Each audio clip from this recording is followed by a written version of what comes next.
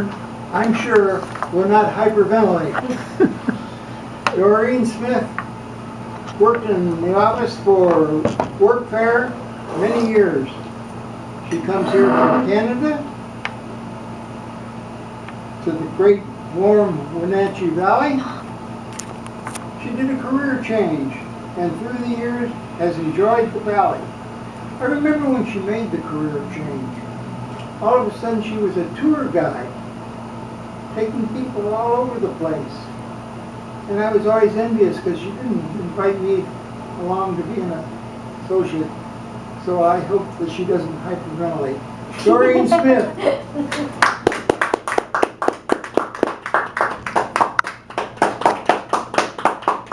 But you didn't ask, Mr. Postmaster. I could put you to work now.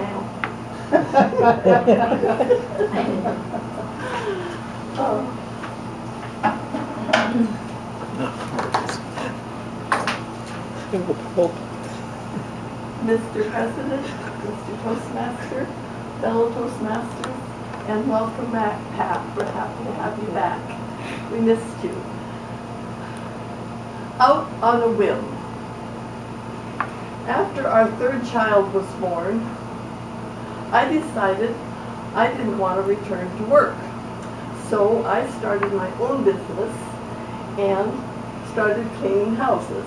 So I cleaned houses for 6 years, taking my child with me.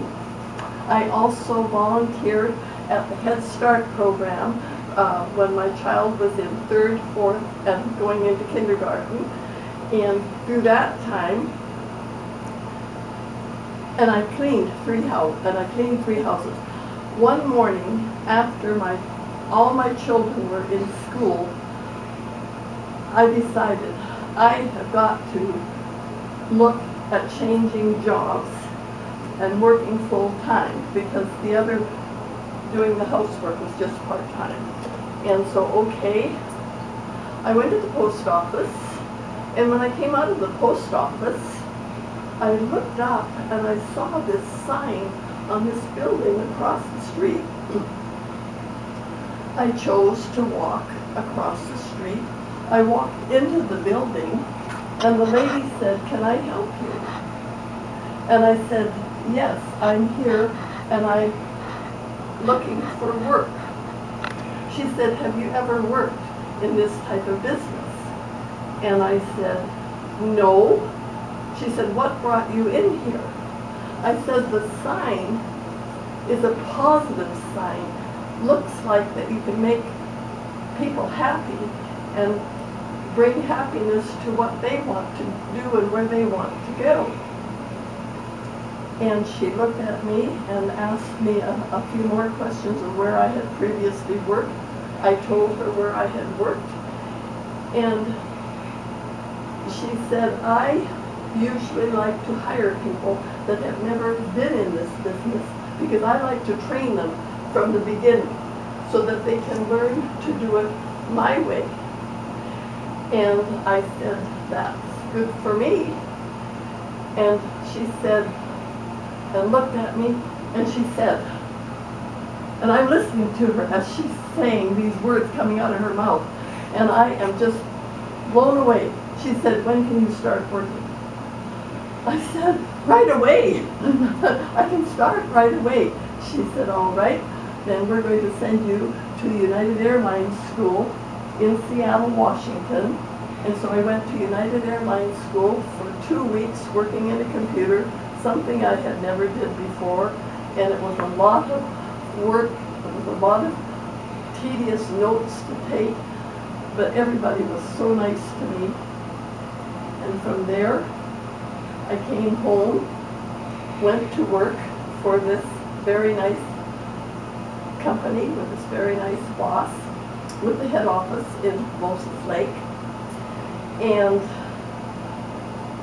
one day, a man came into my office and he looked at me and he said, "Do you do train reservations?" And I said, "Yes, I do."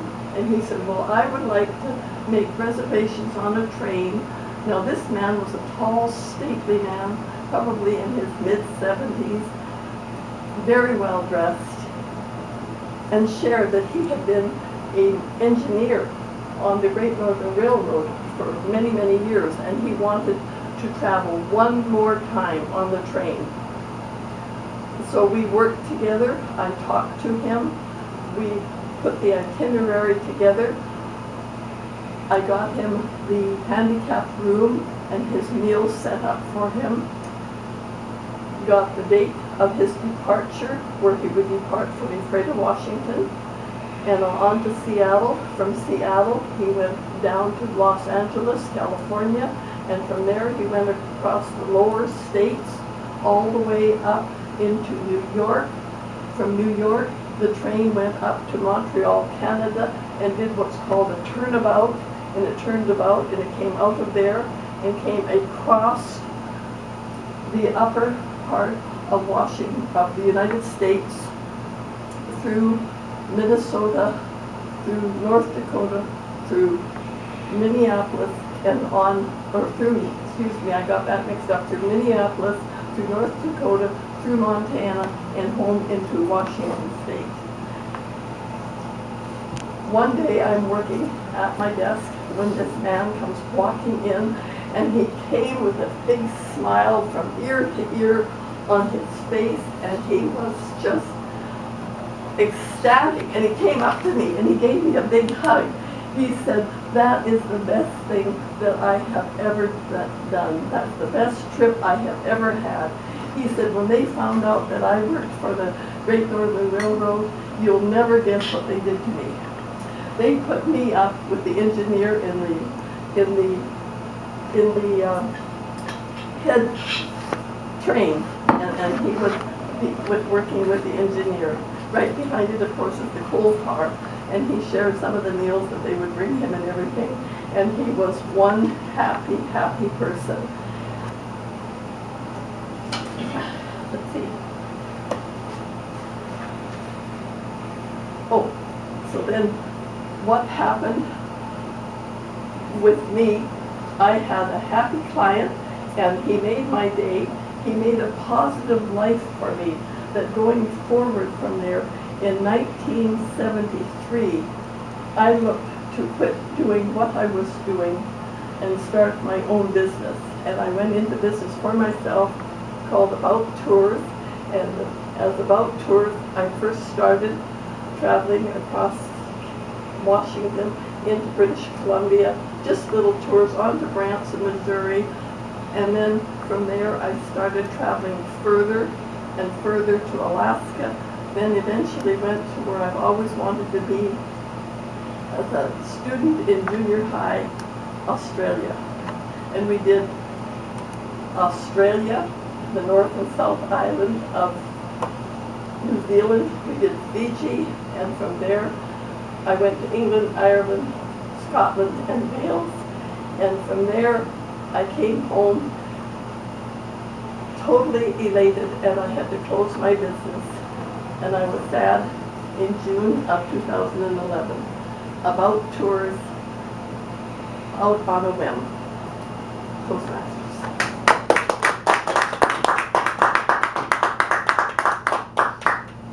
Please take a moment and fill out your remarks.